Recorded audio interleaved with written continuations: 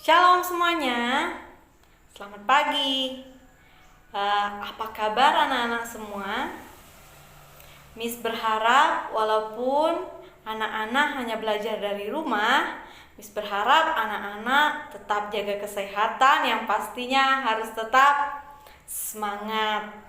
Oke, sebelumnya Miss akan memperkenalkan diri.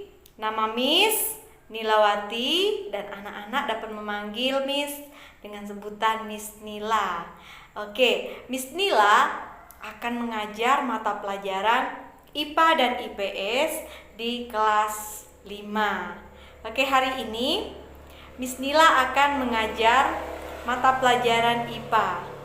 Tapi sebelum kita masuk dalam pembelajaran hari ini, mari kita bersama-sama berdoa supaya Tuhan kasih hikmat, supaya anak-anak dapat mengerti apa yang menjadi pembelajaran kita hari ini. Oke, ayo kita berdoa. Semuanya boleh tutup matanya. Tuhan Yesus, terima kasih buat hari ini.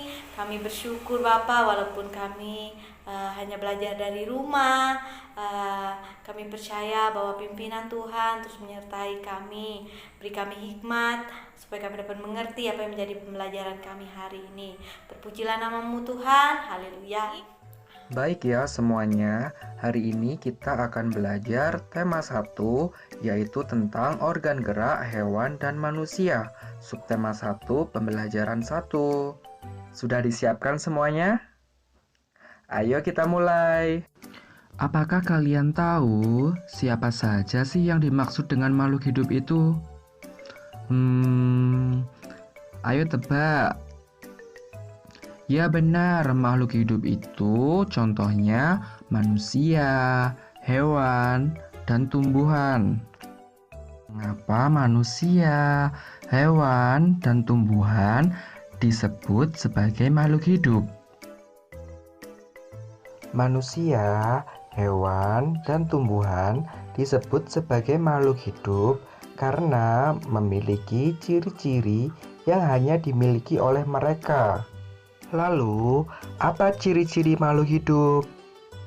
Ciri-ciri makhluk hidup antara lain bergerak, bernafas, makan, tumbuh, berkembang biak, peka terhadap rangsang, dan mengeluarkan zat sisa.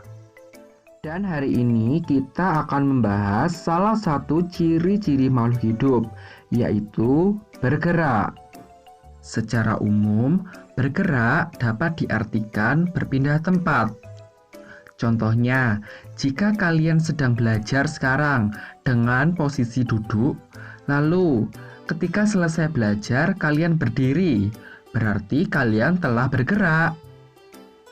Dari posisi duduk menjadi berdiri, posisinya kalian berpindah tempat, dari duduk di bawah menjadi berdiri. Contoh lain, jika sekarang kalian sedang belajar di ruang tamu, lalu ketika selesai belajar, kalian menuju kamar tidur kalian.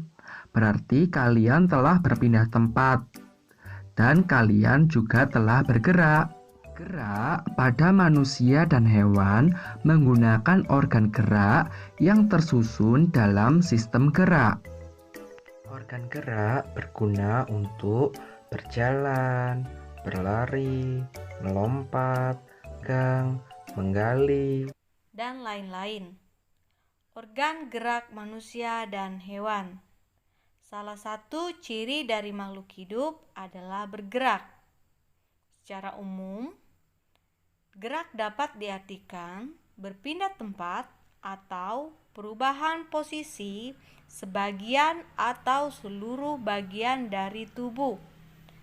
Makhluk hidup akan bergerak apabila ada rangsangan yang mengenai sebagian atau seluruh bagian tubuhnya. Gerak pada manusia dan hewan menggunakan organ gerak yang tersusun dalam sistem gerak. Organ gerak berguna untuk berjalan, berlari, melompat, meloncat, memegang, menggali, memanjat, berenang, dan sebagainya. Organ gerak pada hewan dan manusia memiliki kesamaan. Alat-alat gerak yang digunakan pada manusia dan hewan ada dua macam, yaitu alat gerak pasif berupa tulang dan alat gerak aktif berupa otot.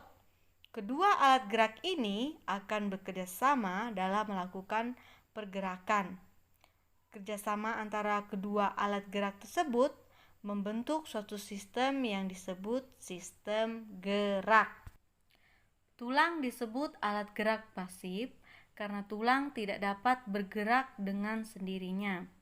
Tanpa adanya alat gerak aktif yang mempengaruhi tulang, maka tulang-tulang pada manusia dan hewan akan diam dan tidak dapat membentuk alat pergerakan yang sesungguhnya.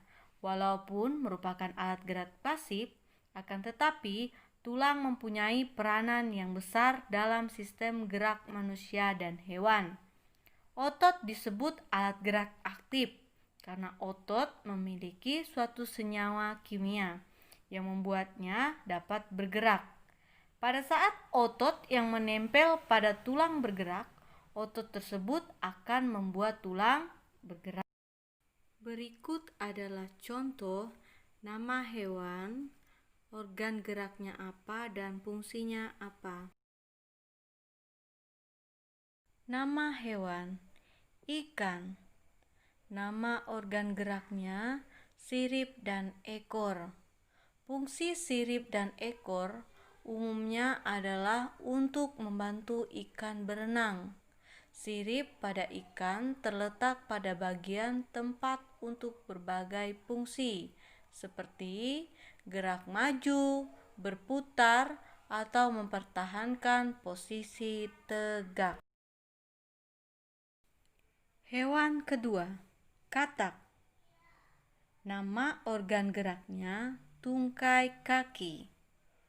Katak memiliki tungkai belakang yang jauh lebih besar daripada tungkai bagian depan.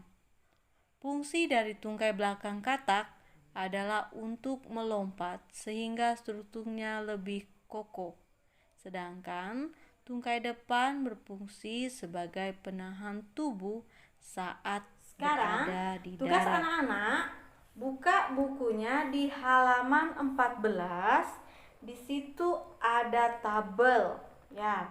Di tabel pertama itu adalah nama hewan. Nah, nama hewannya sudah ditulis. Ada ikan, ada katak, ada burung, ular, kadal, dan kambing. Nah, tugas anak-anak lengkapi tabel selanjutnya. Nama organ geraknya apa? Terus fungsinya apa? Silakan anak-anak kerjakan. Dan ingat, tetap semangat, jaga kesehatan. Ketika anak keluar rumah, jangan lupa menggunakan masker. Oke, sebelum kita mengakhiri kegiatan kita hari ini, Miss Nila mau bawa anak-anak berdoa. Kita mengucap syukur karena Tuhan sudah menyertai pembelajaran kita hari ini. Mari kita berdoa. Bapak, terima kasih buat hari ini kami boleh menyelesaikan kegiatan pembelajaran kami, dan kami bersyukur Tuhan, biar terus Tuhan sertai dan memberi kami kesehatan, kekuatan. Terima kasih, terpujilah nama Bapa, haleluya, amin. Oke, terima kasih anak-anak. Miss tunggu tugasnya ya. Ingat, tetap semangat. Bye. Tuhan Yesus memberkati semuanya.